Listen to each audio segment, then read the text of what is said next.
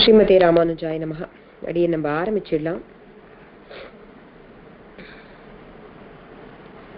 சங்கேப ராமாயணம் ஸ்லோகங்கள் பார்த்துட்டு இருக்கோம் இல்லையா, கண்டினியூ பண்ணிடலாம்.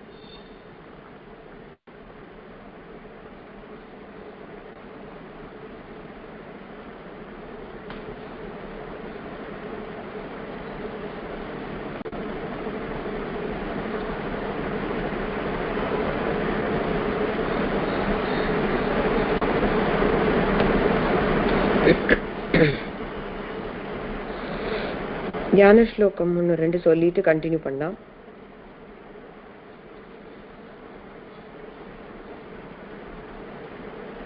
ஓஷ்பதீகிருதவாராசிம் மசகீகிருதராட்சசம் ராமாயண மகாமாலாரத்னம் வந்தே அனிலாத்மஜம். இந்த ஸ்கிரீன் தெரியறதா? பெருசா தெரியறதா?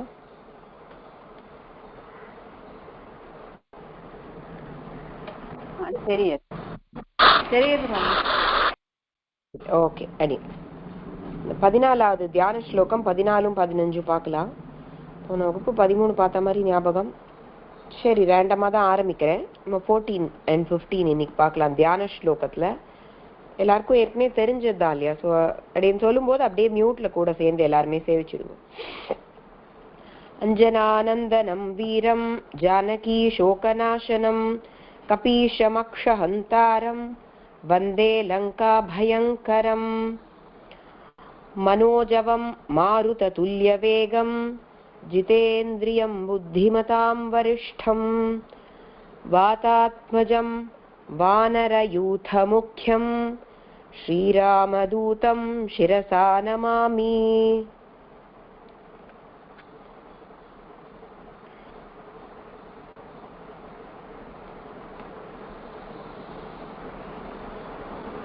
சங்கேப ராமாயணத்துல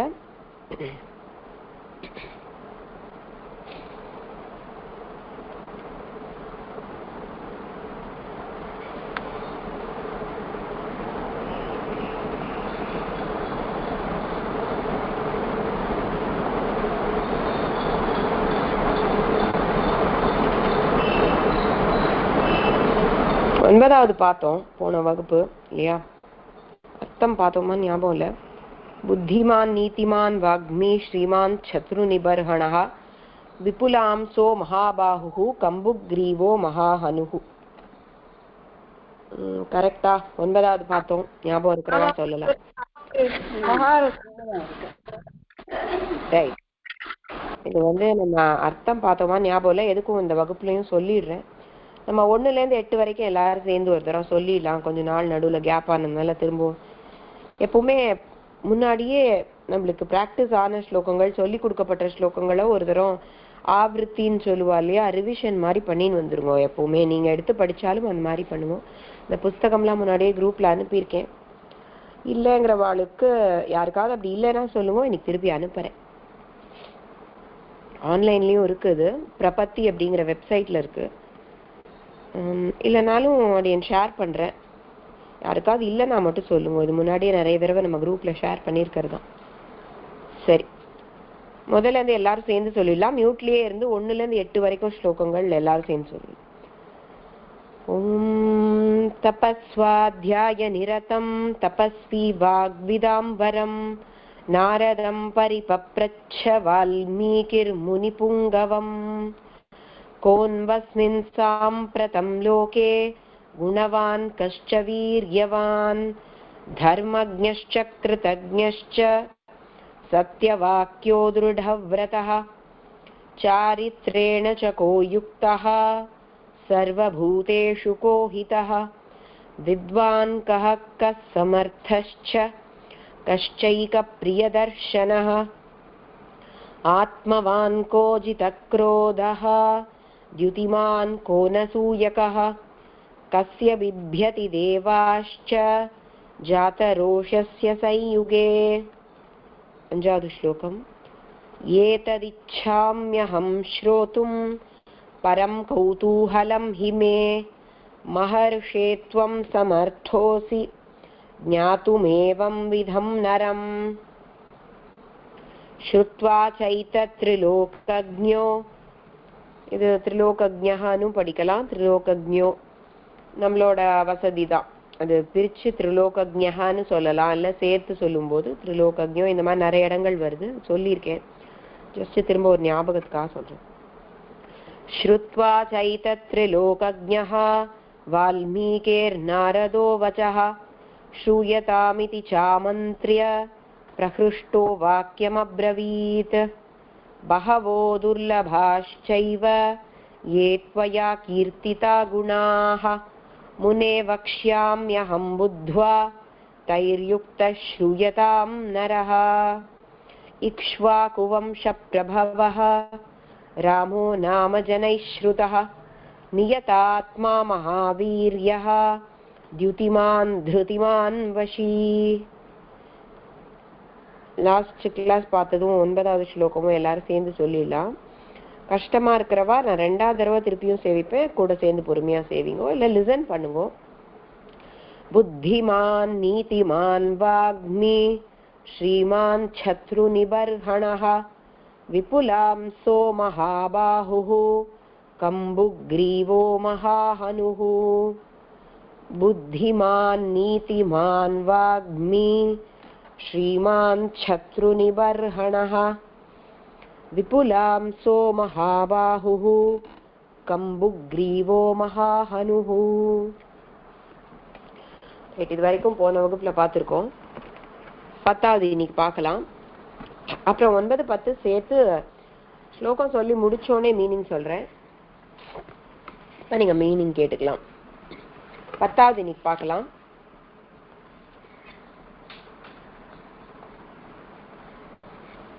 ஒரு நிமிஷம் வரிசையா யார் யாருன்னு பார்த்துக்கிறேன்.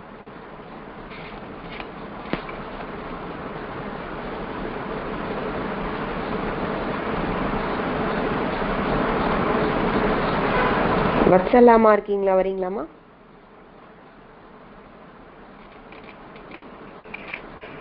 ஓகே. நமஸ்காரம். அடியண்ணா நமஸ்காரம்.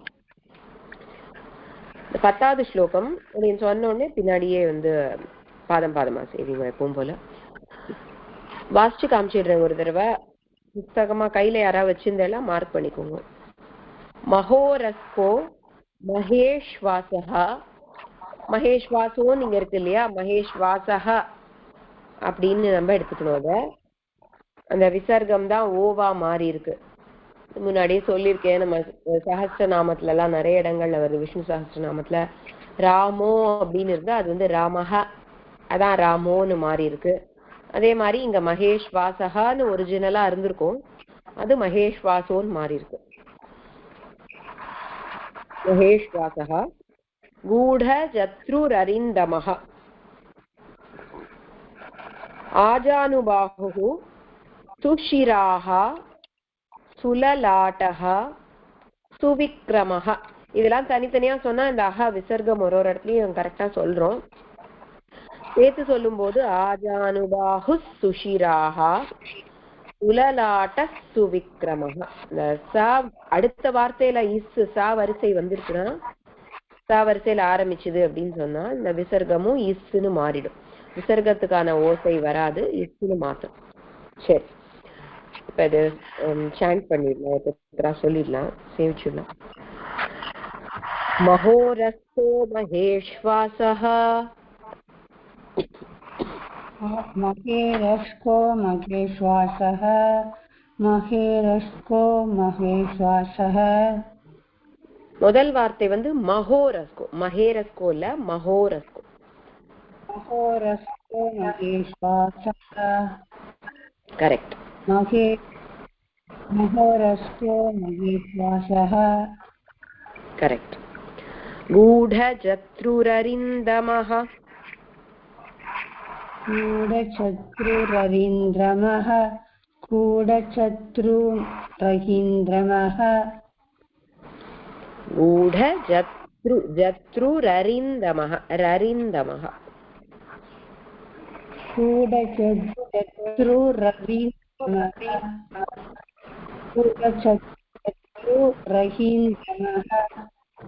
ररिन्दमः. சரி, आजानुबाहुः सुशिराः आजानुबाहु सुशीन्द्राः आजानुबाहु सुशीन्द्राः सुशिराः அவ்வளவுதான் இந்தெல்லாம் அங்க இல்ல சுஷிராக சுஷிரா आजानुबाहु सुशिराः आजानुबाहु सुशिराः करेक्ट उत्तमं सुललाट सुविक्रमः सुललाट सुशिक्रमः सुललाटः सुशिक्रमः சுவிக்ரமஹ வா இருக்குது வி விக்ரமஹ அதே மாதிரி சுலலாட்டஹ பூர்த்தியா சொல்ல வேண்டாம் சுலலாட்ட சுவிக்ரமஹ இந்த விசர்க்கம் மிஸ்ஸா மாறிடும் सुललाट सुविक्रमः सुललाट सुविक्रमः ஓகேம்மா உத்தம் நெக்ஸ்ட் ஜெயந்தி ஜெயந்தி ஸ்ரீனிவாசன் மாமி நமஸ்காரம் மாமி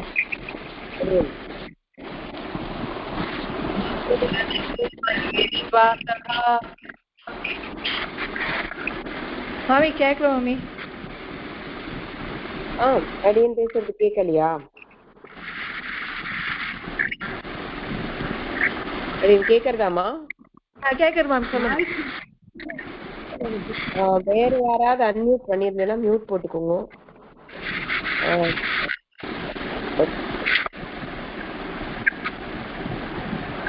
महोरस्को महेश्वासः महोरस्को महेश्वासः महोरस्को महेश्वासः गूढजत्रुररिन्दमः गूढजत्रुररिन्दमः गूढजत्रुररिन्दमः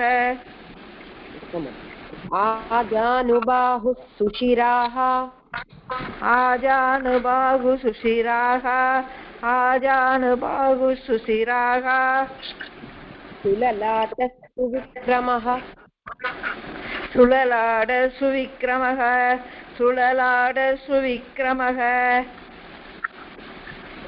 சரியா அடியேம்மா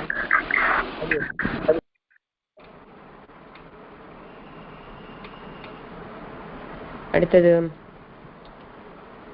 லக்ஷ்மி ஜி வாங்க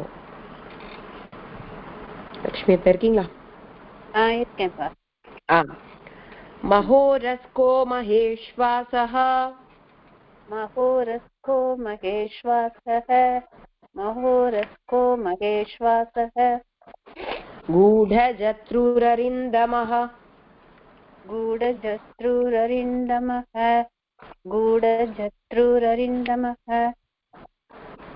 आजानुबाहुः सुशिराः आजानुबाहुः सुशिराः आजानुबाहुः सुशिराः सुललाटः सुविक्रमः सुललाडः सुविक्रमः सुललाडः सुविक्रमः ரைட் சரியா இருந்தது அடுத்தது நிதிக்ஷனா ஒரு லைன் ஃபுல்லா சேர்த்து சொல்றேன் மஹோரஸ்கோ மகேஷ்வாசஹ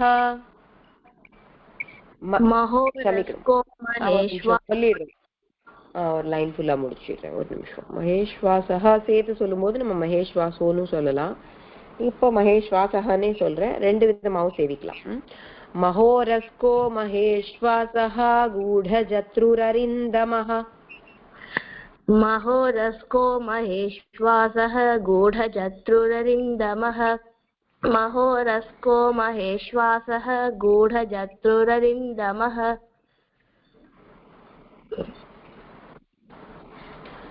आजानुबाहुः सुशिराः सुललाटः सुविक्रमः आजानुबाहुः सुशिरा सुललाटः सुविक्रमः आजानुबाहुः सुशिरा सुललाटः सुविक्रमः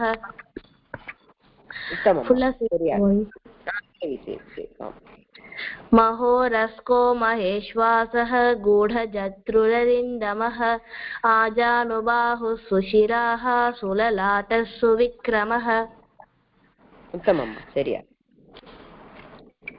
அடி மேம். அடி. ராஜன் சவுந்தரராஜன் சுவாமி இருக்கீங்களா? அடி.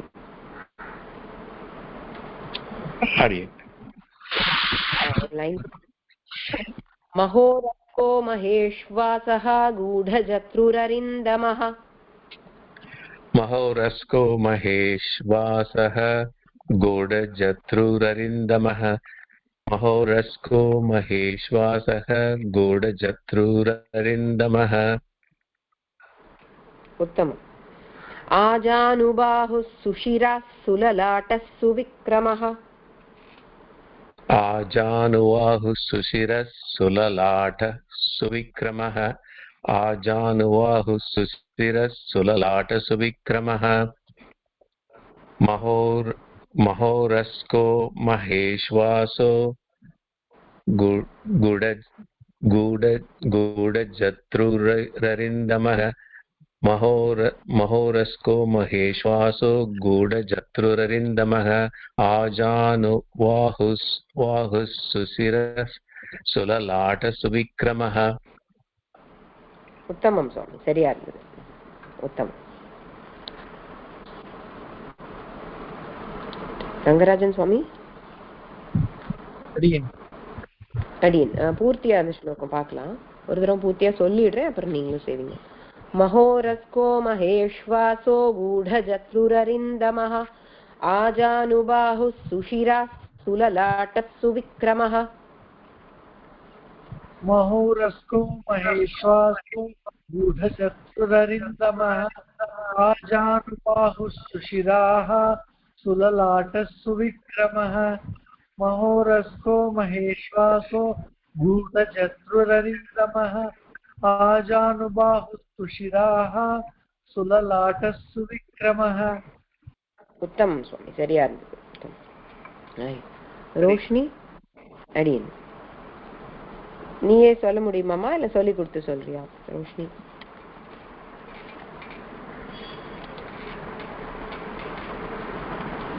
ரோஷினி இருக்கியா? மியூட் எடுக்கலையா என்னன்னு தெரியல, கேட்க மாட்டேங்கிறதே. ரோஷினி மியூட் எடுக்க முடியலன்னா ஒரு தடவை லீவ் பண்ணிட்டு வேணா ஜாயின் பண்ணிப்பாரு. குரல் கேட்கல ரோஷினியோடது எனக்கு. சரி, சீதா ஹரிகிருஷ்ணன்மா அடியம்மா நீங்களே ட்ரை பண்ணுங்க. महोरस्को महेश्वासः गूढजत्रुररिन्दमः. आजानुबाहुः सुशिरः सुललाटः सुविक्रमः. महोरस्को महेश्वासः गूढजत्रुररिन्दमः. आजानुबाहुः सुशिरः सुललाटः सुविक्रमः. உத்தமம்மா, சரியா இருந்தது. ரோஷினி ஜாயின் பண்ண முடிஞ்சுதா? மியூட் எடுத்தா கூட கேட்கல. நீ ஒரு தடவை லீவ் பண்ணிட்டு ஜாயின் பண்ணாதான் சரியா இருக்கும் ரோஷினி, அப்புறம் சரியாயிடும். இப்ப கேட்கல பேசுறது. ஒரு தடவை லீவ் பண்ணிட்டு திருப்பி இதே லிங்க்ல ஜாயின் பண்ணி பாருமா. ரைட், இது அர்த்தம் பார்த்துடலாம். 9-10 சேர்த்து பார்த்துடலாம். எளிமையான அர்த்தம் தான். புத்திமான் நீதிமான் வாக்மி ஸ்ரீமான் சத்ரு நிபர்ஹணஹ விபுலாம்சஹ மகாபாஹுஹு கம்புக்ரீவஹ மகாஹனுஹு.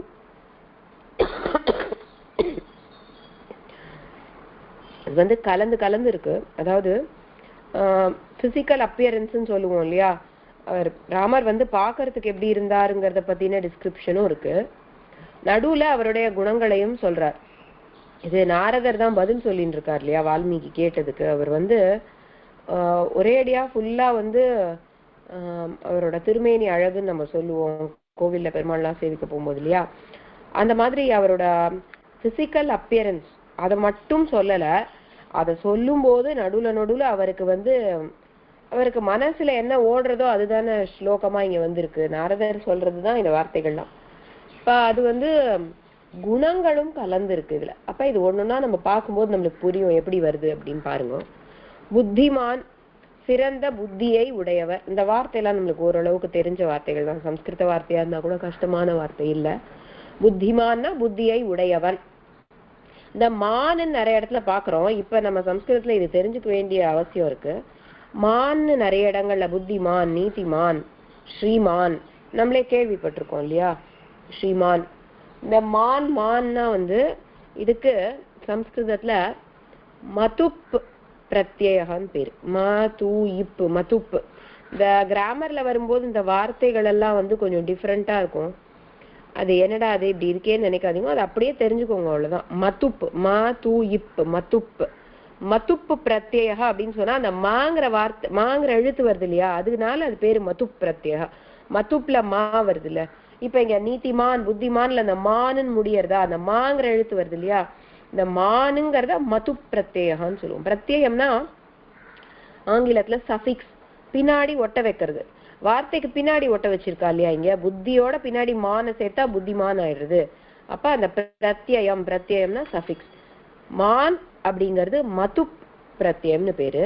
மதுப் பிரத்யம்னா என்னன்னா, சம்ஸ்கிருதத்துல ஒரு விஷயத்தோட ஒரு குணம் எப்பொழுதுமே சேர்ந்து இருந்தால் அதுக்கு மதுப் பிரத்யம். அப்படின்னா அவன் புத்திமான்னா எப்பவுமே புத்தி அவனை விட்டு விலகாது. இப்ப யாராவது ஒருத்தர் புத்திசாலியா பண்றா, ஆனா ஒரு சில நேரங்கள்ல அந்த புத்தி இருக்க மாதிரியே இல்ல அவ நடந்துக்கிறது அப்படின்னு தெரிஞ்சா அவளை நம்ம சம்ஸ்கிருதத்துல புத்திமான்னு சொல்ல மாட்டோம். ஏன்னா எப்பவுமே அந்த புத்தி கூட இருந்தாதான் அவளுக்கு புத்திமான்னு பேர். இப்ப மான்ங்கிற வார்த்தை பயன்படுத்துறது சம்ஸ்கிருதத்துல இவ்வளோ சிக்னிபிகன்ஸ் இருக்கு, அதுக்கு இவ்வளோ ஒரு முக்கியத்துவம் கொடுக்குறா. மானுங்கிற வார்த்தையை பயன்படுத்தினால் அது எப்பவுமே அவளுக்கு இருக்கணும். அது அவளை விட்டு ஏதாவது ஒரு டைத்துல விலகித்துனா அதை நம்ம பயன்படுத்த மாட்டோம். அதனால்தான் நாராயணனுக்கு ஸ்ரீமான்னு ஏன் சொல்றானா, ஸ்ரீ அப்படிங்கிற லக்ஷ்மி எப்பவுமே கூட இருக்கும். மானுங்கிற வார்த்தையை பயன்படுத்தினா அதுக்கு உள்ள இவ்வளோ அர்த்தம் இருக்கு. ஸ்ரீமான் அப்படின்னா ஸ்ரீயுடன் எப்பொழுதுமே கூடியவன். இதுக்கு சம்ஸ்கிருதத்துல ஒரு ரூல் சொல்றா, நித்திய யோகே மது பிரத்யேக. நித்திய யோகம்னா எப்பவுமே சேர்ந்து இருக்கிறது, யோகம்னா சேர்ந்து இருக்கு, நித்தியமா எப்பவுமே அந்த குணம் அவளை விட்டு பிரியல, அந்த பொருள் அவளை விட்டு பிரியல அப்படின்னாதான் மான் பயன்படுத்தணும். இல்ல அப்பப்ப நிறைஞ்சிருக்கு அப்பப்ப குறைச்சலா இருக்குன்னா அதுக்குதான் மாத்தி பயன்படுத்துறா. புத்திசாலின்னு சொன்னா சில நேரம் புத்தி இருக்கிறவன், புத்தி நிறைந்தவன் அர்த்தம். நிறைய இருக்கு புத்தி, ஆனா அது எப்பவுமே இருக்குமா அது தெரியாது. அப்ப புத்திசாலிங்கிற வார்த்தையை பயன்படுத்துறதுக்கும் அதுவும் சம்ஸ்கிருத வார்த்தை தான். புத்திமான்னு சொல்றதுக்கும் உள்ள இவ்வளவு வித்தியாசம் இருக்கு. அந்த காலத்துல பெரியவாளா அதை பயன்படுத்தும் போது அப்ப ஒருத்தனை பார்த்து புத்திசாலின்னு சொன்னா புகழறா நினைச்சுக்க கூடாது. ஏன்னா அது எப்பவுமே கூட இருக்கிற அர்த்தத்துல அவ சொல்லல. இந்த மாதிரிலாம் நிறைய சின்ன சின்ன விஷயங்கள் அழகானது இருக்கு சம்ஸ்கிருதத்துல. அப்ப இங்க மான் அப்படிங்கிறது மதுப், மதுப் பிரத்யேக, நித்திய யோகே மது பிரத்யேகான்னு சொல்லுவோம். இந்த சின்ன சின்ன விஷயங்கள் கிராமர் அப்படியே மெயினா பார்க்கும்போதுதான் பார்க்கணும் அப்படிங்கிறது கிடையாது.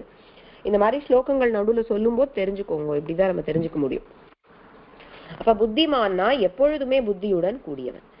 நீதிமான்னா எப்பொழுதுமே நீதி வழுவாதவன். நீதி தர்மம் நேர்மைன்னு சொல்றோமே, அது எப்பவுமே அவங்கிட்ட இருந்து போகாது, அப்படிப்பட்டவன் ராமன்.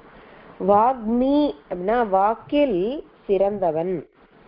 வாக்குனா பேச்சு வன்மை, எப்படி பேசணும்னு தெரிஞ்சு எந்த சபையில எப்படி பேசணும் இதை தெரிந்து பேசுபவன் வாக்மி. சிறந்த நல்ல தூய்மையான உயர்ந்த வாக்குகளை மட்டுமே பேசுபவன் வாக்மி. இப்ப ஸ்ரீமான் சொன்னேனே, அதுதான் இங்க திருப்பி வந்திருக்கு, ஸ்ரீயுடன் கூடியவன். இங்க நாராயணன் ஸ்ரீயுடன் கூடியவன்கிற அர்த்தத்துல இங்க ராமரை சொல்றாரா அப்படின்னா, ஸ்ரீங்கிற அர்த்தம் இங்க செல்வம்ங்கிறத குறிக்கிறது. செல்வம்னா வெறும் பணம் அப்படின்னு எடுத்துக்காம ஒரு மங்களத்தன்மை, எல்லா விதமான செல்வங்கள். செல்வம்னா நம்ம பசு மாடெல்லாம் கூட அந்த காலத்துல சொல்லுவா. நிறைய பசுக்கள் ஒருத்தர் கிட்ட இருந்தாலும் அவ செல்வம் நிறைந்தவா, கோமாதான்னு சொல்றோம், அதுவும் லக்ஷ்மி. ஒரு ராஜா அப்படின்னாலே அவன் ஸ்ரீமான். ஒளி பொருந்தியவனுக்கும் ஸ்ரீமான்னு சொல்லலாம். ஸ்ரீனா நம்ம இப்ப லக்ஷ்மியை எத்தனை விதமா சொல்றோம், அஷ்டலக்ஷ்மி இல்லை இன்னும் எத்தனையோ வகையா சொல்லலாம் இல்லையா. அப்ப அந்த எல்லா விதங்களும் தானியங்கள் நிறைந்திருக்கணும். சந்தான பிராப்தி, ஒருத்தனுக்கு பின்னாடி ராஜாவா இருக்கானா அடுத்தடுத்த பிராப்தி வரணும் இல்லையா, சந்தான பிராப்தி, அவனோட சந்ததி வரணும், வம்சம் இருக்கணும். இதெல்லாம் கூட ஸ்ரீதான், எல்லா விதமான செல்வங்கள். இதுதான் ஜென்ரலா ஸ்ரீமான் நீங்க சொல்லியிருக்கார் நாரதர்.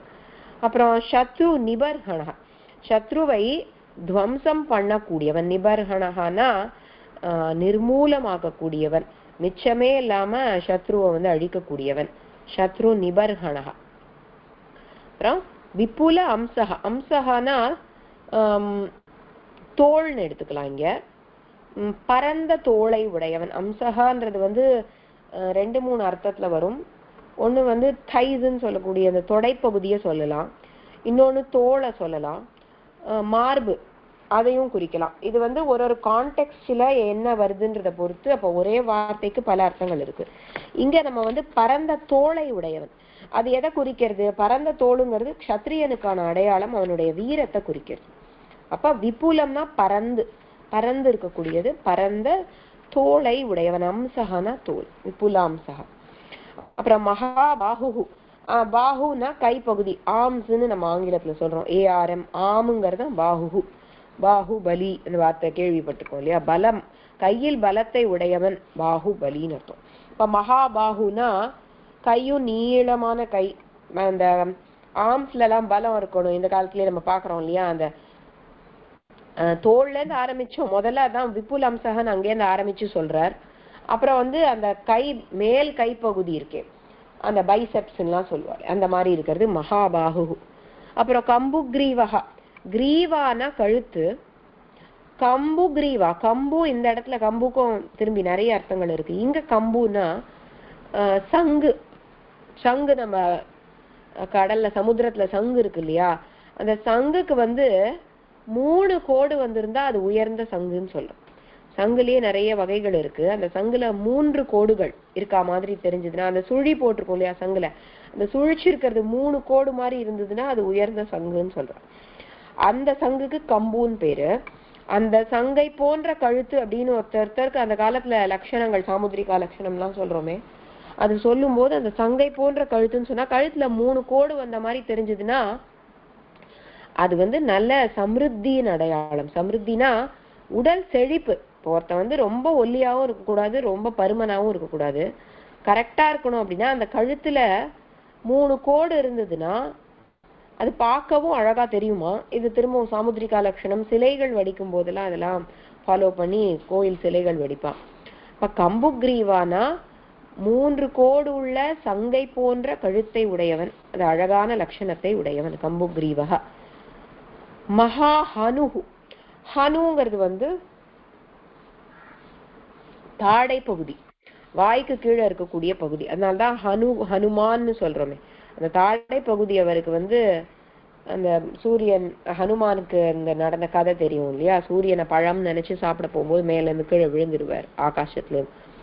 அப்ப அவருக்கு அந்த ஹனு பகுதி வந்து வீங்கிடும் இல்லையா, அது அவருக்கு வித்தியாசமா இருக்கிறதுனால தான் அவருக்கு ஹனுமான்னு பேரு. அங்கேயும் மான் வருது பாருங்க எப்பவுமே. அப்ப அந்த விழுந்ததுல இருந்து கணக்கு பண்ணிக்கணும், எப்பவுமே அந்த ஹனு பகுதியை உடையவர்.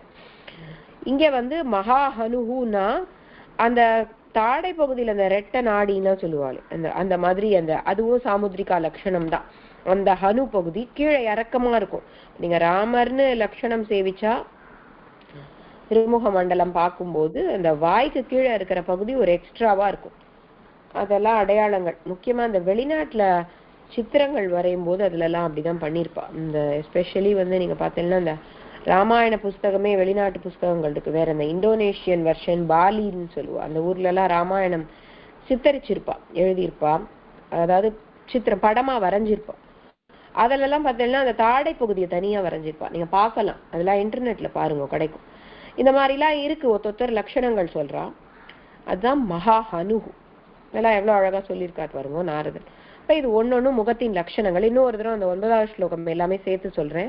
புத்தியை உடையவன் புத்திமான், நீதியிலிருந்து எப்பொழுதும் வழுவாதவன் நீதிமான், வாக்மி வாக்கில் சிறந்தவன், ஸ்ரீ என்னும் எல்லா விதமான செல்வத்தையும் தன்னுடன் எப்பொழுதும் பெற்றிருப்பவன் ஸ்ரீமான், சத்ருவை துவம்சம் செய்யக்கூடியவன் சத்ரு நிபர்ஹணஹா, விபுலாம்சகா பரந்த தோளை உடையவன், க்ஷம்யதா, மகாபாஹு நீண்ட பருத்த கை பகுதியை உடையவன். கம்புக்ரீவஹா சங்கை போன்ற 3 கோடுகளுடைய கழுத்து பகுதியை உடையவன். நீண்ட தாடையை உடையவன், வாய்க்கு கீழ்ப்பகுதியை உடையவன். மகாஹனு. இது 9வது ஸ்லோகம். 10வது ஸ்லோகம் கொஞ்சம் ஃபாஸ்டா சொல்ல ட்ரை பண்றேன், ஏன்னா நம்ம அடுத்து கிராமர்ல வேற பார்க்கணும் இல்லையா. மகோரஸ்கஹ மகா உரஸ்கஹ. உரஸ்கஹனா மார்புங்க, உரஹா அப்படின்னா மார்பு, உரஸ்கஹனா மார்பை உடையவன். மகா உரஸ்கஹ பரந்த திருமார்பு, அதுவும் வந்து பராக்கிரமத்தோட வெளிப்பாடு. மகேஷ்வாசக, இந்த ஈஸ்வாசக அப்படின்னா வந்து ஈஷுன்னு சொல்லக்கூடிய அம்பு வில்லு, இந்த அம்பு அதை உடையவன். மகேஷ்வாசகனா இங்க வந்து அவனுடைய கையில் வைத்திருக்கும் அந்த வில்லு அம்பு வந்து அவன் சைஸ்க்கு இருக்கும், அதுதான் மகேஷ்வாசகா. ஷார்ப்பா இருக்கக்கூடிய கூர்மையான அம்புகளை உடையவன் மகேஷ்வாசகா அப்படின்னா. ஈஸ்வாசகனா ஈஷுனா அம்புன்னு அர்த்தம், ஆரோ அப்படின்னு சொல்றோம் இல்லையா. அது அந்த ஆரோ வச்சுன்னு இருக்கான், அதோட கண்டினியூட்டியா அடுத்த அவனை பத்தின குணம் சொல்றா பாருங்க.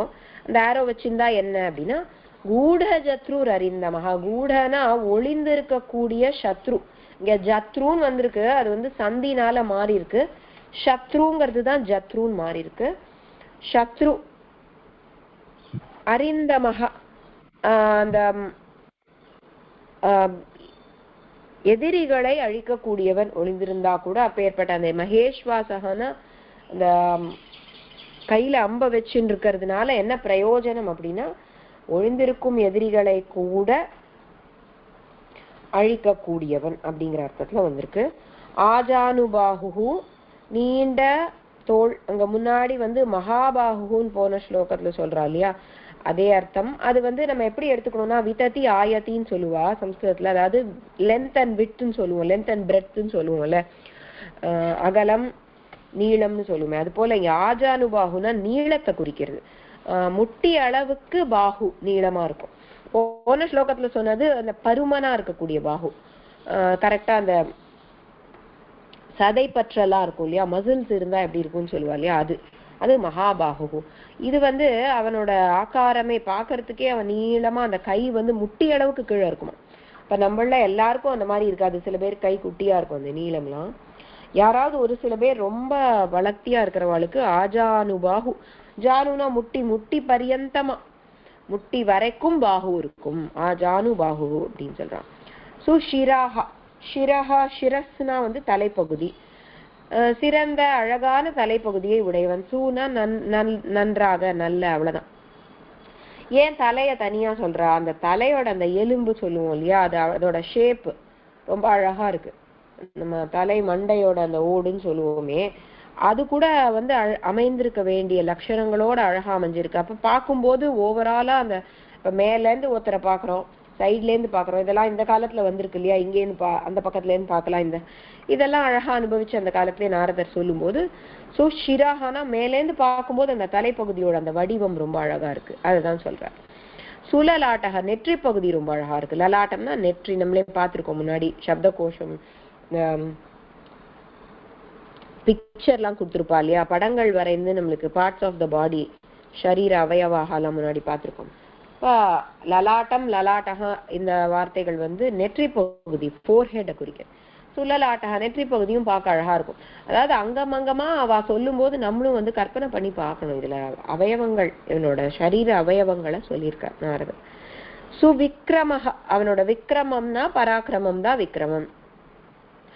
சிறந்த வீரத்தை உடையவன். இங்க திரும்பவும் நம்ம பார்க்கும்போது பாருங்க, பார்க்கும்போது எப்படி இருக்கான், உடம்பு அழகையும் சொல்லிட்டு திருமேனி அழகையும் சொல்லிட்டு கூட கூட நடுவுல அவருக்கு அவனுடைய வீரம், அவனுடைய நல்ல குணம், நீதியிலிருந்து வழுவாத தன்மை, இதெல்லாமும் ஞாபகம் வந்துடுறது. அப்ப நாரதருக்கு எல்லாத்தையும் கலந்து கலந்து சொல்லியிருக்கார். சுவிக்ரமஹனா சிறந்த பராக்கிரமம். இவனோட சரித்திரம், இவனை பத்தி கேட்டேன்னா நிறைய இருக்கு இவனுக்கு சொல்றதுக்கு. எப்படி சரித்திரம்னு சொல்றாரு, இப்பதானே ராமாயணமே எழுத போறார் அப்படின்னா, இந்த கதைய வந்து நாரதர் வால்மீகிக்கு சொல்லும் போது ஏற்கனவே ராமர் வந்து ராஜ்யம் பண்ணின்னு இருக்கார், பட்டாபிஷேகமாகி.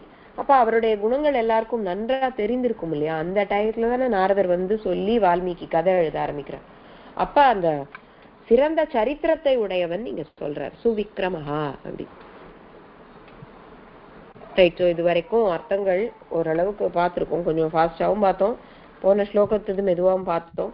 எவ்வளவு மனசுல ஞாபகம் இருக்கோ ஞாபகம் வச்சுக்கோங்க. எதுக்காக அர்த்தங்கள் சொல்றதுன்னா இந்த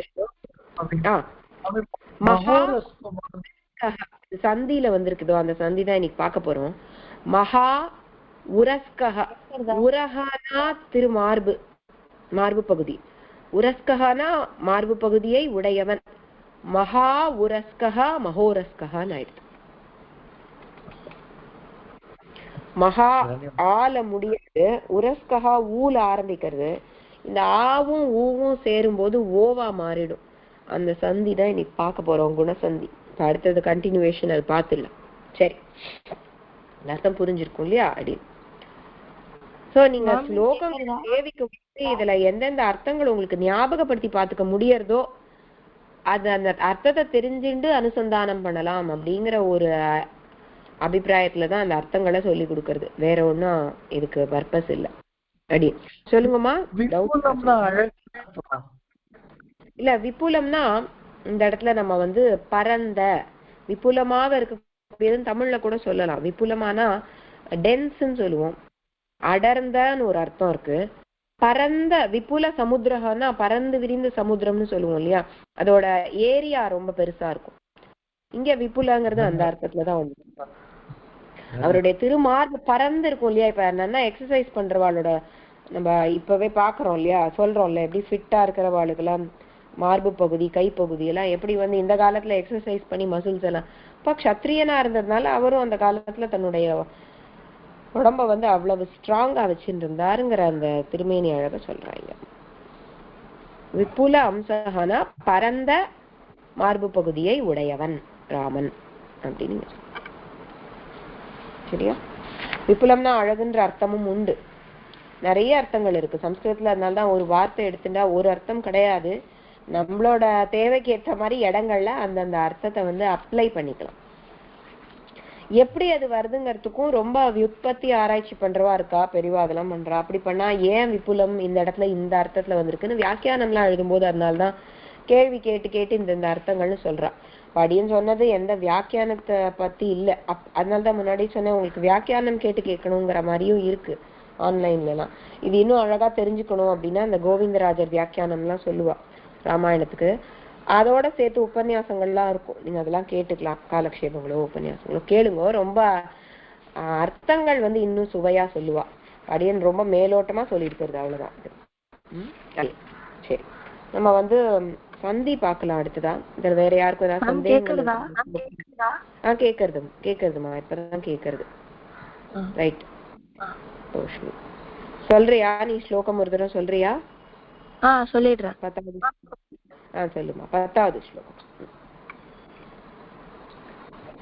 மகோரஸ்கோ மகேஷ்வாசோ குஹுட ஜத்ருரரிந்தமஹ ஆஜானுபாஹு சுஷிராஹ சுலலாட்ட சுவிக்ரமஹ. உத்தமம். இன்னொரு தடவை செய்யுங்க. மகோரஸ்கோ மகேஷ்வாசோ குஹுட ஜத்ருரரிந்தமஹ ஆஜானுபாஹு சுஷிராஹ சுலலாட்ட சுவிக்ரமஹ. ரைட், ಧನ್ಯವಾದ. ஓகே அடிமா, தன்யவாதம். சரி, அடுத்தது சந்தி பார்த்துடலாம். போன வாரம் வந்து போன வகுப்புல வந்து நம்ம சவர்ண தீர்க்க சந்தி பார்த்தோம். ஞாபகம் இருக்கும்னு நினைக்கிறேன். ரெக்கார்டிங்ஸ் பாருங்க, புரியலன்னா அது பார்த்துக்கோங்க. சவர்ண தீர்க்க சந்தியில வந்து ஒரே வர்ணமா இருக்கணுங்கிறதான் கண்டிஷன். இது முன்னாடியே சொல்லியிருக்கேன், ஒரு சின்ன இன்ட்ரோடக்ஷனா சொல்லிடுறேன். சந்தி அப்படின்னா ரெண்டு வார்த்தைகள் சேரக்கூடிய இடம் இருக்கு இல்லையா, ஒரு வார்த்தை இன்னொரு வார்த்தை. ஒரு ட்ரெயின்ல வந்து ஒரு கம்பார்ட்மெண்ட் இன்னொரு கேரேஜ், ரெண்டு கேரேஜ் அந்த கம்பார்ட்மெண்ட்னு சொல்றோமே, போகி, அதை சேர்க்கிறா இல்லையா. சேர்க்கும் போது ஒரு கம்பார்ட்மெண்டோட பின்னாடி பகுதியை இன்னொரு கம்பார்ட்மெண்டோட முன்னாடி பகுதி சேர்க்கிறா இல்லையா, அதை இமேஜின் பண்ணிக்கோங்க. அந்த மாதிரி ஒரு வார்த்தை சேரும் போது அந்த வார்த்தையோட முடியற எழுத்து முக்கியம். முதல் வார்த்தைக்கு முடியற எழுத்து முக்கியம். அடுத்த வார்த்தை பின்னாடியே வருது இல்லையா. ஒரு வாக்கியம் எழுதினா ஒரு வார்த்தை அது பின்னாடி, அப்படிதான் நூல் பிடிச்ச மாதிரின்னு சொல்லுவோமே, அந்த மாதிரி ஒரு கம்பார்ட்மெண்ட் இன்னொரு கம்பார்ட்மெண்ட். அதுக்குதான் உங்களுக்கு இந்த எக்ஸாம்பிள்லாம் சொல்றேன் ஞாபகம் வச்சுக்கிறதுக்காக. ஒரு வார்த்தையோட முடியற எழுத்து, அதோட அடுத்த வார்த்தையோட ஆரம்பிக்கிற எழுத்து, இந்த 2 எழுத்துக்கள் தான் முக்கியம். இதை தான் மெயினா இங்க இந்த பிளஸ் எல்லாம் போட்டிருக்காளே அங்க அதை தான் நம்ம பாக்குறோம். அது ஞாபகம் வச்சுக்கோங்க. இதுதான் சந்தியில முதல்ல நீங்க புரிஞ்சுக்க வேண்டிய ரொம்ப முக்கியமான விஷயம். இந்த எக்ஸாம்பிள் எல்லாருக்கும் தெரியறது இல்லையா? என்னோட ஸ்கிரீனு தேவ பிளஸ் ஆலயா. இதுல நம்ம அந்த பிளஸ்ஸுக்கு இந்த பக்கம் ஒரு எழுத்து இருக்கு, பிளஸ்ஸுக்கு அந்த பக்கம் ஒரு எழுத்து இருக்கு. இதுதான் முக்கியம். இந்த வாவை பாருங்க, ஆவை பாருங்க. ஆ வந்து உயிரெழுத்து தான் ஏற்கனவே, அதனால அதை ஃபர்தரா இன்னும் கொஞ்சம் பிரிக்க வேண்டாம், பிரிக்க முடியாது. இதே இந்த தேவால வா இருக்கு, வாங்குற எழுத்தை எப்படி பிரிக்கலாம்? யாராவது ஒருத்தர் சொல்லலாம்.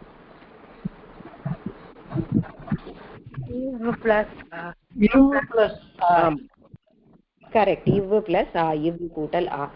இந்த ஆ இவ்வுல இந்த வால வா முக்கியம் கிடையாது.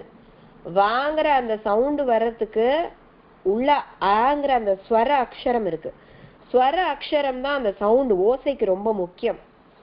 வியஞ்சனத்தினால ஓசை வராது, ஸ்வரம் தான் அந்த ஓசைய வாயை விட்டு வெளியில வர வைக்கிறது. ஸ்வர அக்ஷரம் இல்லைன்னா நம்மளால உச்சரிக்க முடியாது. இப்ப இக்குன்னு இருக்குன்னா, முன்னாடி சொல்லியிருக்கேன், இக்குன்னு சொன்னா, இக்க சொன்னா என்னெல்லாம் அங்க காதுல ஓசை விழுறது ரொம்ப கூர்மையா கவனிச்சு பாருங்க. ஈ இக்கு, அப்ப ஈன்னு ஒரு ஈங்கிறது என்ன ஸ்வரம் தானே. ஊன்னு சொன்னா அதுல ஊ அப்படிங்கிற இன்னொரு ஸ்வரம். அப்ப இந்த நான் வெறும் அப்படின்னு சொன்னா எங்க அது தொண்டையை விட்டு அந்த வெளில வரமாட்டேங்கிறது பாருங்க. அப்ப கு மட்டும் சொன்னால் அதுக்கு ஒரு ஓசை கிடையாது. கு அப்படின்னு ஊ மாதிரி இழுக்கிறேன் பாருங்க, அப்படி இழுத்தாதானே அதுக்கு ஓசை வருது. அப்ப அந்த ஓசைக்கு ரெஸ்பான்சிபிள், ஓசையை வரவழைக்க கூடியது ஸ்வரம் தான். இங்க நம்ம ஸ்வரசந்தி தான் பாக்குறோம். இந்த சந்திக்கு பேரே ஸ்வரசந்தி, அதனால இங்க ஸ்வரம் முக்கியம். அப்ப வாவை பிரிச்சா இவ்வு கூட்டல் ஆ இருக்கு, ஆ முக்கியம் இங்க. இப்ப முதல் வார்த்தையோட கடைசி எழுத்து ஆ, ரெண்டாவது வார்த்தையோட ஸ்டார்டிங் லெட்டர் ஆரம்பமான எழுத்து ஆ. இப்ப இந்த ஆவும் ஆவும் சேர்ந்தால் என்ன நடக்கும் அப்படின்னா, இந்த ஆவும் போயிடும், அந்த ஆவும் போயிடும், ரெண்டுத்தையும் கட் பண்ணணும். கட் பண்ணிட்டு நம்மளுக்கு கடைசியில ஒரே ஒரு ஆ கிடைக்கும். அததான் இங்க ஃபார்முலா மாதிரி கொடுத்துருக்கா பாருங்க. ஃபர்ஸ்ட் இங்க கொடுத்துருக்கிறது அதுதான். அ அல்லது ஆவுடன் இன்னொரு அ அல்லது ஆ சேர்ந்தால் ரிசல்ட் வந்து வெறும் ஆ தான். அப்படின்னா இந்த ஆ அல்லது ஆன்னு போட்டிருக்கால, அது வந்து முதல் வார்த்தையோட கடைசி எழுத்து. அதுக்குதான் பக்கத்துல இருக்கிற எக்ஸாம்பிள் கம்பேர் பண்ணி பார்த்துக்கணும். தேவ பிளஸ் ஆலயஹால இந்த வால இருக்கக்கூடிய ஆவதான் இங்க சொல்றா. இந்த அ அல்லது ஆங்கிறது இந்த முதல் வார்த்தையோட கடைசி எழுத்து குறிக்கிறது. புரியறதா இப்ப அப்படின்னு சொன்னது? போன வகுப்பு ஒருவேளை உங்களுக்கு புரியலன்னா திருப்பி சொல்லலாமேன்னு சொன்னேன். யாருக்காவது இது புரியலன்னா கேளுங்க. இந்த ஃபார்முலாக்கு இங்க ஃபார்முலா மாதிரி கொடுத்துருக்கா, இதுக்கு எக்ஸாம்பிள் இங்க கொடுத்துருக்கா, தேவ பிளஸ் ஆலயஹான்றது. ஏன் இதை நம்ம படிக்கணும் அப்படின்னா, சந்தினா 2 வார்த்தை சேர்றத எப்படி மாறுறதுன்னு புரிஞ்சுக்கிறதுக்காக இதை படிச்சுட்டு இருக்கோம். அப்ப இங்க அந்த 2 வார்த்தையை கான்சென்ட்ரேட் பண்றோம். அதுல முதல் வார்த்தையோட கடைசி எழுத்து வா வருதா, வாவை பிரிக்கிறோம், இவ்வு கூட்டல் ஆ, அப்ப அங்க ஒரு ஆ இருக்கு. இந்த ஆவுடன் இந்த 2வது எழுத்தோட ஆ சேர்ந்தால் என்ன வரும் அப்படின்னா, வெறும் ஒரே ஒரு ஆ வரும். இங்க 2 எழுத்து சேர்றது இல்ல, ஆவும் ஆவும் 2 சேர்றது. ஆனா 2க்கு பதிலா 2 வரல ஆன்சர்ல, அதனால்தான் அது வந்து கம்பைன் ஆடுறது, சேர்றது. இப்ப 2 ஒன்னா மாறுறது தானே சேர்றதுன்னு சொல்றோம், அதுதான் இங்க நடக்கிறது.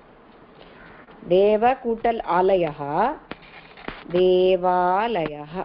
இதுக்கு போன வகுப்புல டீட்டெயிலா போட்டிருந்தேன், அந்த ரெக்கார்டிங் பாத்துக்கோங்க. இப்ப குவிக்கா ஒரு தடவை சொல்றேன் பாருங்க. இப்ப தேவாலயால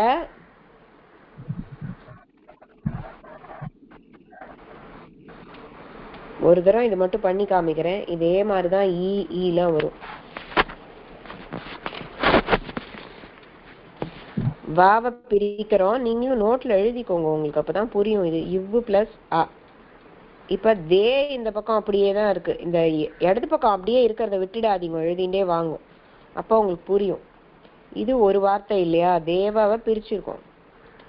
ஆலயஹால ஆ இருக்கு, இந்த பக்கம் லயஹா இருக்கு. ஆவும் மட்டும் தனியா எடுத்திருக்கேன் பாருங்க. இந்த ஆவும் இந்த ஆவும் சேரும் பொழுது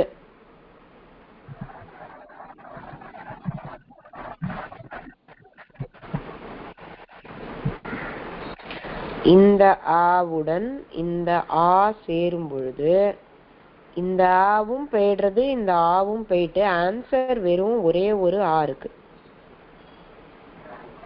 சரியா? அது இந்த ஆ தானா நீங்க கேட்க கூடாது, ஏன்னா இது வேற வேற காம்பினேஷன்ல வரும்.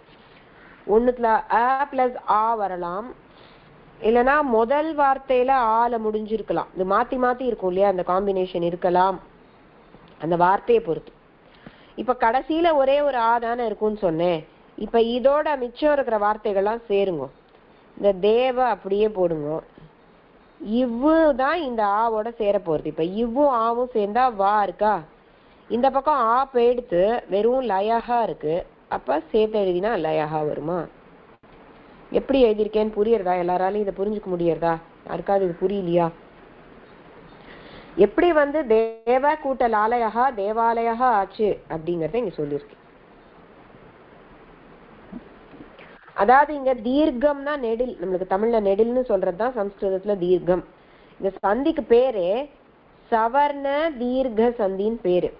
அப்படின்னா ஒரே மாதிரி இருக்கக்கூடிய இரண்டு வர்ணங்கள் சேர்ந்தால், வர்ணம்னா எழுத்து, ஒரே மாதிரி சவுண்ட் ஓசை இருக்கக்கூடிய இரண்டு வர்ணங்கள் சேர்ந்தால் வரக்கூடிய ஆன்சர் தீர்க்கமா இருக்கும். ஒன்லி தீர்க்கம், நெடில் மட்டும்தான் மிஞ்சி இருக்கும் அப்படிங்கறதுதான் இதோட அர்த்தம், தாத்பரியம். எல்லாருக்கும் புரிஞ்சுதா? யாராவது ஒருத்தர் புரிஞ்சுதுன்னு சொல்லலாம், இல்ல புரியாதவா புரியுது. சரிம்மா, இது அவ்வளவு ஈஸியான விஷயம் கிடையாது. சொல்லுவோமா? டவுட்டுக்கா? சொல்லுங்க. புரியுது. தமிழ்ல கூட இருக்குல்ல, சேர்த்தெழுது பிரித்தெழுது. ஆமா ஆமா ஆமா, இதுதான் சுத்த தமிழ்ல நம்ம இலக்கணத்துல புணர்ச்சின்னு சொல்லுவோம். புணர்ச்சின்னு சேர்த்தெழுது பிரித்தெழுது, இதுதான், வேற ஒண்ணும் கிடையாது. ஆனா எப்படி சேர்றதுங்கிறது சம்ஸ்கிருதத்துல கண்டிப்பா லாஜிக் இருக்கு பின்னாடி. தமிழ்லையும் உண்டு, ஆக்சுவலா தமிழ்லையும் லாஜிக் இருக்கு. நம்ம அந்த அளவுக்கு ஆக்சுவலா டீப்பா தமிழ் இலக்கணம் படிக்கல, அதான் உண்மை. தமிழ்லையும் ஏன் இதெல்லாம் வருது அப்படிங்கறதுக்கு எல்லாத்துக்குமே புஸ்தகங்கள்ல காரணம் எழுதியிருக்கா. இலக்கண புத்தகம்னு நிறைய இருக்கு, நம்ம அதுல இருந்து படிக்கல, ஸ்கூல்ல ஒரு பகுதியா படிச்சிருக்கோம், அவ்வளவுதான். இலக்கணத்தை தமிழ்லையும் டீப்பா படிச்சா அதுலயும் இந்த புணர்ச்சி விதிகள்லாம் உண்டு. தமிழ்லையும் இதே பேட்டர்ன் தான். சம்ஸ்கிருதத்துல, ஹிந்தி, தமிழ், எல்லா மொழிகள்லயும், நம்ம இப்ப இந்தியால இருக்கக்கூடிய மொழிகள் எல்லாத்துலயுமே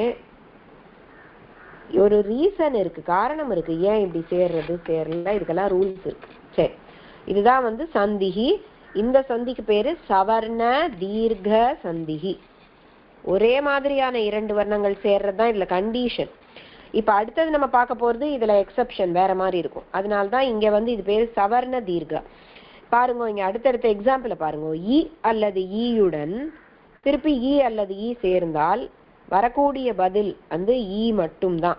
எக்ஸாம்பிள் என்ன கொடுத்திருக்கா? முனி கூட்டல் இந்திரஹா. முனியில இந்த நீய பாருங்க, திருப்பியும் அதேதான். நீல இன்னு கூட்டல் ஈ, அந்த ஈயை தான் எடுத்துக்கணும். ஏற்கனவே ஒரு ஈயோட அடுத்த வார்த்தையில வர ஈயும் சேரும் போது ஆன்சர் என்னவா இருக்கும்? ஈ நெடில் மட்டும் இருக்கும். இங்க ரெண்டு இடத்துலயுமே குறில் தான் இருக்கு, எப்படி நெடிலா மாறித்து? நெடில் இங்க இல்லவே இல்லையே. அப்படின்னா அதான் அந்த ரெண்டு குறிலையும் அடிச்சுட்டு நம்ம இங்க ஃபார்முலா மாதிரி போட்டோமே, அதே மாதிரிதான் ரெண்டு குறிலையும் அடிச்சுட்டு ஒரே ஒரு நெடில எழுதணும், அதே எழுத்தோட நெடில். இப்ப ஈ வந்தா ஈயோட நெடில் ஈ, ஈ வந்தா ஊ எழுதக்கூடாது, மாத்தி எழுதக்கூடாது. அதனால்தான் இதுக்கு சவர்ணன்னு பேரு. சவர்ணனா ஒரே ஓசை உடைய வர்ணங்கள். அப்ப முனி கூட்டல் இந்திரஹா, இந்த சேர்ந்து இருக்கிற வார்த்தையை பாருங்க, முனீந்திரஹான்னு இருக்கு, நீ இழுத்து சொல்லியிருக்கா. தெரியறதா? இது புரிஞ்சுதுன்னா ரொம்ப நல்ல விஷயம். ஏன்னா இது அவ்வளவு ஈஸி கிடையாது, இது புரியுறது. புரிஞ்சிருச்சுனாலே பரவாயில்ல, நீங்க ஓரளவுக்கு அப்ப எழுத்துக்கள்லாம் உங்களுக்கு நல்லா பரிச்சயம் ஆயிருக்கு, அதனாலதான் இது புரியுறதுன்னு அர்த்தம். இப்ப உ அல்லது ஊ கூட்டல் உ அல்லது ஊ திரும்பி சேர்ந்தா ஊங்கிற நெடில் மட்டும் வரும். குரு கூட்டல் உதயஹா. குருல பாருங்க எங்க ஊ இருக்கு, இங்க அதை ஐடென்டிஃபை பண்ண தெரியணும். அந்த ரூல ஊ இருக்கு, இந்த கூல இருக்கிற ஊ எடுத்துக்க கூடாது, அது இல்ல. ஏன்னா சந்தி பொறுத்த வரைக்கும் அந்த பிளஸ் சொன்னேன் இல்லையா, அதுக்கு இந்த பக்கமும் அந்த பக்கமும் இருக்கிற எழுத்துக்கள் தான் முக்கியமான எழுத்துக்கள், அதை தான் நம்ம எடுத்துக்கணும். குருல அந்த ரூல இருக்கிற ஊவை எடுத்துக்கணும். ஊ கூட்டல் ஊ குருதய. தெரியறதா ஆன்சர் எப்படி வந்ததுன்னு புரிஞ்சுதான்னு பாருங்க. அடுத்தது ரு அல்லது ரு கூட்டல் ரு அல்லது ருக்கு வந்து மாத்ரு கூட்டல் ரிணம் மாத்ருணம். திரு வந்து இழுத்து சொல்லியிருக்கா பாருங்க. மாத்ருல ஒரு ரு இருக்கு, ரிணம்ல இருக்கிற ரு ரெண்டும் சேர்ந்து கடைசியில மாத்ருணம் அப்படின்னு இருக்கு. இது வந்து என்னென்னலாம் ஒரு ஒரு எழுத்து ஆ எடுத்துன்னு இருக்கா, ஈ எடுத்துன்னு இருக்கா, ஊ ரு எடுத்துன்னு இருக்கா. இது வரைக்கும் தான் எடுத்துக்க முடியும். ஏன்னா லுல வந்து குறில் மட்டும்தான் இருக்கு, லுல நெடில் கிடையாது சம்ஸ்கிருதத்துல. அதே மாதிரி ஏ ஐ ஓ ஔ இந்த நாலுமே நெடில் மட்டும்தான். இது பேரே சவர்ண இல்லையா? அப்ப ரெண்டு ஏ சேர்றது அப்படின்னா ஒரு குறில் ஒரு நெடில் காம்பினேஷன்லாம் கிடையாது இல்ல. அதனால அந்த எழுத்துக்களுக்கு இந்த சந்தி வந்து அப்ளை ஆகாது. இந்த ரூலை நம்ம அப்ளை பண்ண முடியாது. அதுக்கு வேற சந்தி இருக்கு. ஏஐலாம் வந்தா எப்படி சேர்க்கணுங்கிறதுக்கு வேற சந்தி. அது ஒன்னொன்னா பின்னாடி பார்க்க போறோம். இப்ப இது தெளிவா புரிஞ்சுடுத்து அப்படின்னா நம்ம குணசந்தி ஒரு இன்ட்ரோடக்ஷன் ஒரு 5 நிமிஷம் டைம் எடுத்துக்கிறேன். இதை ஆரம்பிச்சுட்டு விட்டுடுறேன். ஏன்னா இன்னைக்கு கண்டிப்பா ஆரம்பிக்கணும்னு நினைச்சேன். அடுத்த வகுப்புல அதை கண்டினியூ பண்ணலாம். குணசந்தி குணம் அப்படின்னா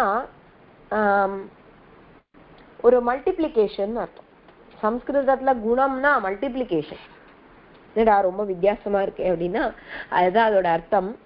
குணனம் பண்றது அப்படின்னா குணங்கள் ஒருத்தருக்கு இருக்குன்னா அந்த குணங்கள் குணனம் ஆறுதுன்னு சொன்னா குணம் மல்டிப்ளை ஆறுதுன்னு அர்த்தம். பன்மடங்கா பெருகுதல். இப்ப குணனா ஒரு அர்த்தம் வந்து நல்ல குணங்கள்னு சொல்ற அந்த வார்த்தையும் உண்டு. இன்னொரு அர்த்தம் சம்ஸ்கிருதத்துல குணம் அப்படின்னு சொன்னால் பன்மடங்காக பெருக்குதல், பெருகுதல், மல்டிப்ளிகேஷன் அப்படின்னு. இங்க வந்து ஒரு 2 எழுத்து சேர்ந்து அதோட அந்த ஓசை பெருகி இருக்கிறது அப்படிங்கறதா இங்க அந்த அர்த்தம். குண அப்படிங்கிறதுக்கு இங்க அர்த்தமா சொல்றோம். என்ன அப்படின்னு பார்த்தா இதுல பாருங்க காம்பினேஷன் திரும்பவும் நம்ம ஃபார்முலா மாதிரி இதுக்கு போயிடணும். அதுதான் முக்கியம். ரொம்ப என்ன இருந்தாலும் மேக்ஸ் மாதிரி சில விஷயங்கள் படிச்சுக்கணும். இப்ப ராமசப்தம் படிச்சுக்கணும்னு முதல்ல சொன்னேன் இல்லையா? அது பேசிக்கா படிச்சுட்டு வந்தாதான் இங்க வந்து இப்ப எப்படி சொல்லுவா, ஃபார்முலாவை படிங்கோ, தியரம் படிங்கோ, இதெல்லாம் மேக்ஸ்ல சொல்லுவா. அதை படிச்சுட்டு வந்தேன்னாதான் உங்களுக்கு இந்த சம் போட முடியும். இந்த கணக்கை போடணும்னா அதுக்கு ஒரு வாய்ப்பாடை முதல்ல படிச்சுட்டு வரோம் இல்லையா? அந்த மாதிரிதான். வாய்ப்பாடு தெரியாம எப்படி நம்ம வந்து இந்த மல்டிப்ளிகேஷன் கணக்கெல்லாம் போடுவோம்? அது போலதான் இது வந்து ஃபார்முலா. இது தெரிஞ்சுட்டாதான் இது எப்படி ஒர்க் ஆகுதுன்னு புரியும். இப்ப இங்க காம்பினேஷன் பாருங்க. ஆவோட ஈ சேரணுங்கிறது தான் இங்க ரூல். அப்ப ஒரு 2 காம்பினேஷன் இருக்கு. அங்க ஆவையும் ஈயையும் முதல் வார்த்தையோட கடைசி எழுத்து ஆவும் ரெண்டாவது வார்த்தையோட ஆரம்ப எழுத்து ஈ ஆகவும் இருந்தால் இந்த ரூல் அப்ளை ஆகும். இந்த பர்டிகுலர் சந்தி குணசந்தி அப்ளை பண்ணலாம். ஆவும் ஈயும் சேர்ந்தால் ஏ வரும். இது ஃபார்முலா. ஏன் வரும்? ஏ வரும். ஏன் வரும் அப்படின்னு கேட்க கூடாது. ஏ வரும், அவ்வளவுதான். இது உங்களுக்கு வந்து இதுதான் ரூல் தான். ஒரே ஒரு நிமிஷம். இது பேசுறது எல்லாருக்கும் கேட்கறது இல்லையா? சரி, கனெக்ஷன் ஏதாவது இஷ்யூ ஆயிடுச்சு. சரி சரி. அப்ப ஆ பிளஸ் இ இஸ் ஈக்குவல் டு ஏ இப்படி படிக்கணும் நீங்க. ஆ பிளஸ் இ இஸ் ஈக்குவல் டு ஏ. ஆ பிளஸ் ஊ இஸ் ஈக்குவல் டு ஓ. ஆ பிளஸ் ரு இஸ் ஈக்குவல் டு அர். ஆவும் இரும் சேர்ந்துருக்கு, 2 எழுத்து அர். ஆ பிளஸ் லு இஸ் ஈக்குவல் டு அல்லு. இது எப்படி சேர்றதுங்கிறத தான் நம்ம எக்ஸாம்பிள் வச்சு பண்ணி பார்க்கணும். ஒரே ஒரு எக்ஸாம்பிள் இப்ப ஒர்க் அவுட் பண்ணி காமிக்கிறேன் பாருங்க. கண அப்படின்னா வந்து ஒரு குரூப். ஒரு குரூப்புக்கு ஈஷா தலைவன். கணங்கள்னா குழுக்கள், குரூப்னு அர்த்தம். ஒரு குரூப்புக்கு தலைவன் அப்படிங்கறதுனால தான் அவருக்கு கணேஷகான்னு பேரு. அப்ப ஏதாவது ஒரு குரூப்புக்கு தலைவர்னாலே அவளை வந்து நம்ம கணேஷகான்னு சொல்லலாம். அப்ப கணனா குரூப்பு குழு, அந்த கணத்துக்கு ஈஷன்னா தலைவன். கண கூட்டல் ஈஷா கணீஷா வர்ற ஈ வரல. ஆவும் ஈயும் சேர்ந்தா என்ன வரும்னு ரூல்ல பாத்திருக்கோம், ஏ வரணும். அதனால கண கூட்டல் ஈஷா கணேஷா. இது ஒரு எழுத்தா திருப்பி போன சந்தி மாதிரி ஒர்க் அவுட் பண்ணி காமிக்கிறேன். நீங்களும் எழுதிக்கோங்க, எழுதிக்கணும்னு இன்ட்ரெஸ்ட் இருக்கிறவா. ஒரு 2 நிமிஷம் முடிச்சிடுவேன். யாருக்காவது ஒருவேளை கிளம்பணும், வேற ஏதாவது கிளாஸ் மாதிரி இருக்குன்னா நீங்க லீவ் பண்ணிக்கலாம். கண கூட்டல் ஈஷா. கணால நாவை பிரிக்கிறோம், இன் கூட்டல் ஆ. இதுதான் ஃபர்ஸ்ட் ரொம்ப முக்கியமான ஸ்டெப். நாவை அப்படியே வச்சுட்டு நம்ம ஒன்றும் பண்ண முடியாது. ஈஷால ஈ இருக்கு, இந்த பக்கம் காவை ஒன்றும் பண்ணலை, அப்படியே வச்சுன்னு இருக்கேன். அதே மாதிரி இந்த பக்கம் ஷஹாவை ஒன்றும் பண்ணலை. இதை ஒன்றுமே டச் பண்ணவே கூடாது.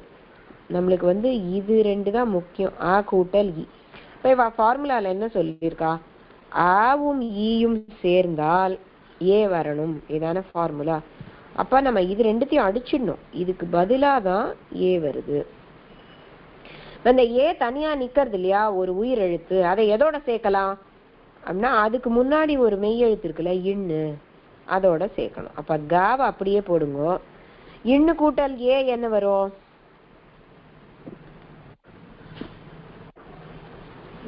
நே.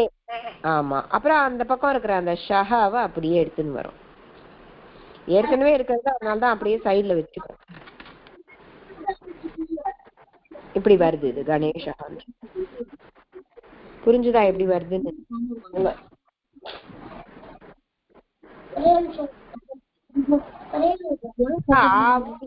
சேர்ந்தா ஏ வருது.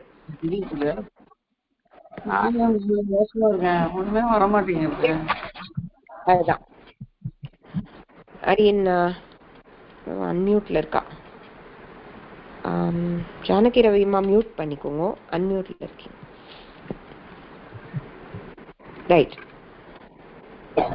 ஸோ இது புரிஞ்சுதா எல்லாருக்குமே? இது கணேஷா எப்படி வந்ததுன்னு டவுட் இருக்கா இதுல ஏதாவது? புரிஞ்சு ரைட். இந்த வாரம் இது வரைக்கும் இருக்கட்டும்.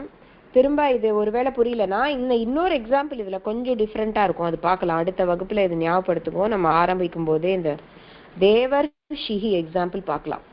ஏன்னா இதுல இந்த ஃபார்முலா பாருங்க, ஆவும் ரூவும் சேர்ந்தா அருங்கிறது வருதுல, இந்த அரை எப்படி ஜாயின் பண்றது, அது கொஞ்சம் டிஃப்ரெண்டா இருக்கும். ரொம்ப கஷ்டம்லாம் இல்லை. நீங்களே நான் இப்போ போட்ட இந்த ரூலை அப்ளை பண்ணேன்னா உங்களுக்கு எல்லாருக்குமே இது பண்ண முடியும்.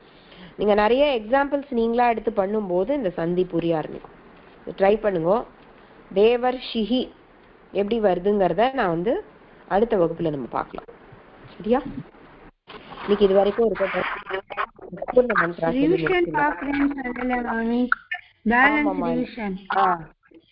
ஆமா ஆமா ஞாபகம் இருக்கு, எனக்கும் ஞாபகம் வந்தது. நடுவுல இந்த சந்தி கொஞ்சம் சேர்ந்த மாதிரி பார்த்துடலான்னு நினைச்சேன்.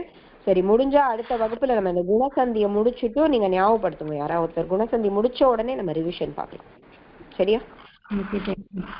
அடி பூர்ண மந்திரா சொல்லிடலாம். ஓம் பூர்ணமத பூர்ணமிதம் பூர்ணாத் பூர்ணமுதச்யதே பூர்ணஸ்ய பூர்ணமாதாய பூர்ணமேவாவசிஷ்யதே. ஓம் சாந்தி சாந்தி சாந்தி. धन्यवादाः. राम राम सर्वेभ्यः शुभदिनं. श्रीमते रामानुजाय नमः. अडियन् रामानुजदास.